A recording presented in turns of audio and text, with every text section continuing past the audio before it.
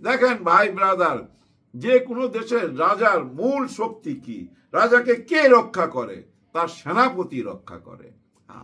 সেনাপতি তো মেইন, আমাদের সেনা প্রধানই তো মেইন। ডক্টর মোহাম্মদ ইউনূস স্যারকে কে রক্ষা করবে? এই দেশ প্রধান রক্ষা করবে। উনি আমাদেরকে তো রক্ষা করবে। আর ওই রক্ষার দাবি থেকে বলতেছি, স্যার পুরা দেশে একটা $5 দেন। ডিসেম্বরের মধ্যে যদি নির্বাচন আয়োজন না হয় তাহলে আসলে নির্বাচন হবে না। যে কোনো ছল ছুতোয় আপনার নেপিডো যদি বিমান হামলা করে বসে তাহলে অত খাওয়ার কিছু থাকবে না। তারা আমাদের যিনি ভাই কি বলে না বলে, আসসালামু আলাইকুম, উনি একটু অগ্রিম বুঝে। ডিসেম্বরের নির্বাচন না হলে আর কি, ন্যাটো যদি একটা বোমা হামলা করে, আবার ওদিক দিয়ে যদি রাশিয়া কান খাড়া করে, ওদিক দিয়ে যদি চীন পা বাড়ায়, ওনার কথাবার্তার মধ্যে এরকম প্যাস রে ভাই, মানে মাথা ধইরা যায়। আমাদের দেশের বুদ্ধিজীবী, যাই হোক, এইসব বুদ্ধিজীবীরা যদি ওনাদের বুদ্ধিটা নেক কাজে লাগাইতো, সঠিক পথ দেখাইতো, তাহলে আজকে এই অবস্থা তৈরি হয় না। কত ভুল বুঝাবুঝি হচ্ছে। এর মধ্যে বিএনপির সবচেয়ে বড় ভুল বুঝা কি জানেন? ওনাদের কাছে রিপোর্ট আছে, ওনাদের গোয়েন্দা রিপোর্ট, যে বর্তমান সরকার ডক্টর মোহাম্মদ ইউনূস স্যার নির্বাচন দিবে এমন ভাবে যে নির্বাচনে অন্য কোন দল ক্ষমতায় আসবে, মানে -2 ফর্মুলা। আগে আওয়ামী লীগকে মাইনাস করছে, এখন বিএনপি কে মাইনাস করবে। এইটা ওনাদের মগজের মধ্যে ঢুকে গেছে, যার জন্য ডিসেম্বরেই নির্বাচন চায়। এই যে আজকে বসবে ওনারা 2টার সময়, কি আলাপ হবে জানি না, হয়তো মাঝামাঝি একটা ব্যাপার আসতে পারে। ওই যে আমরা যখন কেনাকাটা করতে যাই, তখন দোকানদার আমাদের মধ্যে একটা মাঝামাঝি জায়গায় আসি না, আচ্ছা স্যার আপনার কথাও ঠিক রইলো, আমার কথাও ঠিক রইলো, এই দামটা দেন। মানে উনি একটু ছাড় দিল, আমি একটু ছাড় দিলাম, মাঝখানে একটা এরকম ব্যাপার হইতে পারে। মেবি এটা হইলেও মনে হয় খুশি হয়ে যাবে। হ্যাঁ, ওনারা একটা এক্সিট পয়েন্ট পেয়ে গেল, মানে বিএনপি বাইরে হয়ে যাবে। আর যদি না দেয়, যদি বলে যে না আমি জুনেই নির্বাচন দিব, বা জুনের আগেই নির্বাচন দিব, ডিসেম্বর থেকে জুন, ওই আগের কথাই বলে, তাহলে তো বাইরে আইসা ওই আগের কথাই বলবে ওনারা, যে আমরা খুশি না, আমরা হতাশ। তখন কিন্তু দেশে খুব অরাজকতা হবে। অলরেডি শুরু হয়ে গেছে, কিন্তু অলরেডি শুরু হয়ে গেছে গ্রামগঞ্জে। এর মধ্যে দেখেন পাবনাতে বিএনপি ভার্সেস জামাতে ইসলাম বিশাল ফাইট হয়ে গেল। জামাতে ইসলাম ভার্সেস বিএনপি, মনে রাখেন ব্যাপারটা। ওদিকে দেখেন রংপুরে জিএম কাদের সাহেবের বাসাবাড়ি ভাঙা ফেলাইছে, এরশাদ সাহেবের বাসাবাড়ি ভাঙা ফেলাইছে শুনলাম। আমার কথা হলো ভাই, বাসাবাড়ি ভাঙার ইচ্ছাই যখন হয়েছিল, প্রথম দিকে যখন ভাঙতেছিল সবাই বাসা, তখন ভাঙা ফেলাইতা, তখন একটা ব্যাপার ছিল। এতদিন পরে 8, 9, 10 মাস পরে বাসাবাড়ি ভাঙার পিছনে কারণ কি? নিশ্চয়ই এর মধ্যে বুঝছেন রাজনীতি আছে। হ্যাঁ, শোনা যাচ্ছে জিএম কাদের সাহেব ওইখানে যায় রাজনীতি করতেছে, মানে সবাই সাথে বসতেছে একজন মেয়র দেওয়ার জন্য ওনাদের পক্ষ থেকে। আবার আওয়ামী লীগের বড় বড় কিছু ভালো নেতা নিয়ে উনি বৈঠক করতেছিলেন, আওয়ামী লীগের ভালো নেতা এবং বিএনপিরও কিছু কিছু ভালো নেতা। বিএনপির মধ্যেও কিন্তু কিছু কিছু মানুষ দল খুঁজতেছে, কিন্তু অন্য দলে যাইতে চাইতেছে। এইরকম একটা কিছু হয়েছে, এটা ছড়ায় গেছে। ছড়ায় যাওয়ার পর বাড়িতে ভাঙচুর হয়েছে, আগুন দেওয়া হয়েছে, একটা বাইক পোড়াইছে, এরকম ঘটনা ঘটছে। আর্মি আইসা সবাইকে ডাকাইছে, শাসাইছে। আমার কথা কি, শাসানো কি জানেন? সত্যিকারের অপরাধী যে, কারণ ওনার বাড়ির সামনে তো সিসি ক্যামেরা থাকার কথা, ওই সিসি ক্যামেরার ফুটেজ দেখা একেবারে একটা $5 দিয়া দেন, $5 দিয়া দেন।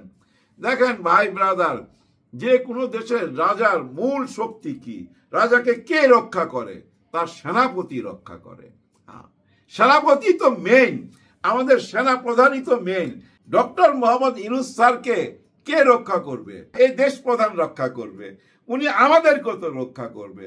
আর ওই রক্ষার দাবি থেকে বলতেছি, স্যার পুরা দেশে একটা $5 দেন, অলরেডি শুরু হয়ে গেছে, কিন্তু শুরু হয়ে গেছে, লিস্ট ধৈরা ধৈরা ধরা হইতাছে। আপনারা এর মধ্যে অনেক ভিডিও পাইছেন, অনেক ভিডিও এখনো সামনে আসে নাই, সামনে আসলে বুঝতে পারবেন কাদেরকে ধরা হচ্ছে। একদম লিস্টের মধ্যে গত 7-8 মাস শুধু লিস্ট তৈরি করছে, সমস্ত ক্রিমিনালের নাম চলে আইছে খাতা কলমে, এখন শুধু ধরপাকড় চলবে, ধরপাকড়। আর এই ধরপাকড় দেখা আপনারা বুঝা ফেলাইবেন গত 8-9 মাস কে দেশটাকে অশান্তি করে রাখছিল। আর এই ধরপাকড় দেখা আপনারা বুঝতে পারবেন একদম পানি আর দুধ আলাদা হয়ে যাবে কারা অরাজকতা তৈরি করছে। দেখেন এখানে কোনো অন্য দল নাই, দুইটা দলই জড়িত, তারা নিজেরাই মারামারি করতেছে, আওয়ামী লীগ আর বিএনপি, এই দুই দলের মধ্যেই চলতেছে। আবার দেখেন 60 থেকে 65 জনের মতো মারা গেছে শুধু নিজেরা মারামারি কইরা, একই দলের মানুষ কিন্তু, অন্য দলের না, কিন্তু অন্য দলের কেউ না। ব্যাপারটা বুঝা নিয়েন, এরকম অরাজকতা চলতেছে সারা দেশে। কারণ কি ভাই জানেন, আমাদের দেশের না হইলো 15-20 লক্ষ লোক কোনো কাজ কাম করে না, এরা রাজনীতি কইরা খায়। কি ধরনের রাজনীতি? ওই যে বড় ভাইয়ের নাম বেচা হয়তো ঘাটে যায়া একটা চাঁদাবাজি করে, বড় ভাইয়ের নাম বেচা ফুটপাতে মনে করেন এখান থেকে ওই পর্যন্ত আমার, এখান থেকে ওই পর্যন্ত তোর। এই যে দেখেন না কাকরাইল, গুলিস্তান, এই জায়গাটা থেকে জানেন না হইলো প্রতিদিন মিনিমাম 20 কোটি টাকা চাঁদা উঠে, পুরা এই সেগুন বাগিচা নিয়া, পল্টন নিয়া, গুলিস্তান নিয়া, এই এলাকা থেকে এরকম শত শত কোটি টাকা ডেইলি চাঁদাবাজি হয়। এই যে আমাদের পোর্টে এভরিডে 200 কোটি টাকার চাঁদাবাজি হয়, এভরিডে। এগুলো খবর আমরা রাখি। আর এইসব সিন্ডিকেট কারা? এই দলের লোকেরাই, কিন্তু ওই বড় দলের লোকেরাই, বড় দলের ইনি নাইলে ইনি। এই হচ্ছে দেশের অবস্থা। এই সিন্ডিকেট টোটাল ভাঙ্গা দিতে হবে। এই সিন্ডিকেট ভাঙ্গা না দিলে কারেক্ট নির্বাচন হবে না ভাই। এখন যদি নির্বাচন দিতে যায় জানেন নিজেরা মারামারি করবে। এখন যদি নির্বাচন দিতে চায় আপনারা লেখা রাখেন ভাই, লেখা রাখেন, 10টা ভোট কেন্দ্রের মধ্যে দেখবেন 2টার মধ্যে মারামারি হবে, হাতাহাতি হবে, ভোটের বাক্স নিয়ে কারাকারি হবে, হবেই। এমন না যে এই দল নিজেরা করবে। আপনি জানেন বিএনপি এত বড় একটা দল, তাদের দলের মধ্যে একই জায়গা থেকে 4 জন থেকে 8 জন আছে দাঁড়াইবার মতো, একই জায়গায় নেতা আছে হয়তো 6 জন, 6 জনই বুঝছেন নির্বাচন করতে চাইবো। যদি না দেয় ওই যে স্বতন্ত্র হবে, হ্যাঁ, বিদ্রোহী পার্টিরা স্বতন্ত্র হইয়া ভোটে পাশ হয়ে চলে আসবে, কারণ তার টাকা আছে, ক্ষমতা আছে। যদি টিকিট না পায় এরকম ঘটনা হবে। তারপর তো আছে অপোজিশন, এর মধ্যে রয়ে গেছে এনসিপি, জামাত, এদের সঙ্গে বুঝছেন মারামারি হবে, ওই যে পাবনার মতো। এরকম একটা অরাজকতা হবে। একটা প্লেন মাঠ যদি না হয় আপনি ফুটবল খেলতে পারবেন? ঠিক এমনি ক্লিন যদি না করতে পারেন, এই অরাজকতা, এই ক্রাইম যদি ক্লিন না করতে পারেন, এই যে বড় বড় রংবাজ গুলো আছে যে ভাই, এই যে বড় বড় রংবাজ আছে ভাই, ভাইয়া যাদের আন্ডারে প্রচুর পিচ্চি পোলাপান আছে ভাই, এদেরকে যদি বড়গুলারে যদি ধরতে না পারেন এই ছোটগুলার ঠান্ডা হবে না। এই বড়গুলারে জেলে ঢুকাইতে হবে এই নির্বাচনের আগে পুরা দেশ সাফ করতে হবে, পরিষ্কার করতে হবে। আগাছা পরিষ্কার না কইরা যদি নির্বাচন দেয় ওই নির্বাচনে 2 পয়সা দাম নাই। সারা দেশের দিকে তাকায় দেখেন ভাই, সব জায়গায় বুঝছেন ধরপাকড় চলতেছে, গ্যাঞ্জাম লাইগা রয়েছে, কেউ কাউরে মানতেছে না।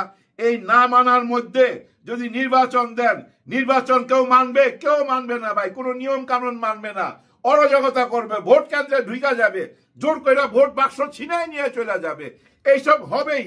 আর এর জন্যই কি 1400 মার বুক খালি হয়েছে বলেন? এর জন্য 14,000 পঙ্গু হয়েছে, 36 দিন এর জন্য রক্ত দিছে না আপনারা? এই জন্য এমন নির্বাচন কইরা ক্ষমতা আইসা কি তৈরি হইতে পারে আপনারা নিজেরাই বুঝা নেন। এই দেশে কোনোদিনই শান্তি আসবে না, দেশ সঠিক পথে যাবে না। সঠিক নির্বাচন হইতে হবে, সঠিক নির্বাচন চাই। দেখেন প্রশাসনের ভিতরে কিন্তু ঢুকে গেছে কি জানেন, যে আচ্ছা এরা ক্ষমতা আসবে, বড় দল, এদের সঙ্গে থাকি, এখন থেকেই বুঝছেন হাত মিলাইতেছে। এবং দেখবেন অনেক বুদ্ধিজীবী এই ইউটিউবে আইসা এখন থেকেই বুঝছেন ওই পক্ষে কথা বলতেছে, মানে বুঝানো যে তোমাদের সঙ্গে আছি। আবার প্রশাসনে অনেকে মনে করতেছে জামাতও অনেক সিট নিয়ে ক্ষমতা আসতে পারে, এদের সঙ্গে হাত রাখি, এদের সঙ্গে তাল মিলিয়ে চলি। আবার অনেকে মনে করতেছে জামাত আর বিএনপি ক্ষমতা আসবে, ওরাই সরকার গঠন করবে, তাহলে ওই 2 দলের সঙ্গে তাল মিলিয়ে চলি। প্রশাসনের ভিতরে যদি এগুলো চলতেছে, যদি এরকমই চলে, তাহলে নির্বাচনের সময় কি হবে? মনে করেন আপনাদের এলাকায় একটি ভালো মানুষ আছে, সৎ মানুষ আছে, উনি কি টিকিট পাবে? উনি কি নির্বাচনের দ্বারায় পাশ করে আসতে পারবে? কারণ প্রশাসনের ভিতরে তো আগেই ঢুকে গেছে এই দুই দল ক্ষমতায় আসবে, ওদেরকেই তো হেল্প করবে। উনি কি কোনো হেল্প পাবে কারো কাছে? পাবে না। অতীতে আমরা কি দেখে আইছি তাই তো হবে। আর তাই যদি হয়, ডক্টর মোহাম্মদ ইউনূস স্যার, আপনি ক্ষমা পাবেন না, জাতি আপনাকে ক্ষমা করবে না। তাই আমি বলবো, বিশেষ করে জনাব ওয়াকার সাহেবের কাছে আমার আকুল আবেদন, স্যার একটা $10 দেন। আপনি দেখতে যান না কে এনসিপি, কে জামাত, কে বিএনপি, কে আওয়ামী লীগ, শুধু একটা $10, অন্যায় যেখানে সেখানেই যেন মিলিটারি যায় হাজির হয়, একদম ঠান্ডা করে দেন। আর এই ঠান্ডা করতে পারলে স্যার আপনি হিরো হয়ে যাবেন, ইতিহাসের পাতায় হিরো হয়ে যাবেন স্যার। অতীতের কোনো প্রশ্ন সামনে আসবে না। সঠিক একটা নির্বাচন যদি হয়ে যায় আপনার মাধ্যমে, ওয়াকার সাহেব আপনাকে বলছি, আপনার মাধ্যমে যদি হয়ে যায়, ইতিহাস আপনার নাম লেখা রাখবে। ইতিহাসে আপনার নাম স্বর্ণ অক্ষরে লেখা থাকবে ডক্টর মোহাম্মদ ইউনূস স্যারের সাথে। সবার জন্য সবাই দোয়া করবেন। আল্লাহ হাফিজ।